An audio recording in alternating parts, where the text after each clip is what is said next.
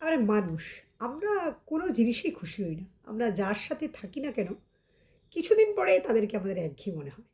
বিশেষ করে আমাদের মা, যিনি জন্ম থেকে আমাদেরকে অনেক কষ্টে লালন-পালন করে বড় করেছেন, সেই মা যখন আমাদেরকে কিছু বলেন, তখন আমাদের মনে হয় যে না, মা বোধহয় কিছু জানে না। মা যা বলছে তাই খারাপ। মা আমাদের পথে কাঁটা হয়ে যাচ্ছে দিন, দিন। মা সেকেলে হয়ে যাচ্ছে। আমাদের সাথে তাল মিলাতে পারে না। ঠিক এমন ভাবনাই আমাদের মধ্যে সবার মধ্যে ঘর করে। মানে তখন আমরা বিশেষ করে মায়ের গুরুত্বটা বুঝতে পারি না।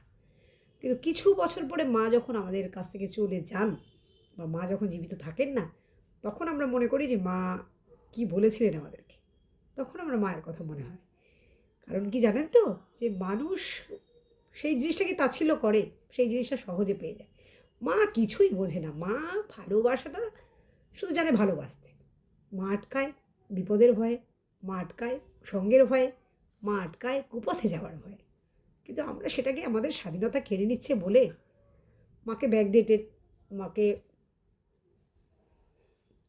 আউটডেটেড বলতে থাকি তাই। সেখানে মাও কিছু করেন না, আমাদেরকে মাপ করে দেন। কিন্তু আমরা স্বার্থপরের মতো মায়ের ভালোবাসাটাকে ইউজ করি। কিন্তু যখন বিপদে পড়ি সেই মাকেই কিন্তু আমাদের মনে হয়। তাই সময় থাকতে থাকতে মা বাবাকে একটু ভালোবাসুন না। কারণ মা আপনাকে ততদিন চেনেন, অন্য লোক যতদিন আপনাকে চিনেছে তার থেকে 10 মাস বেশি।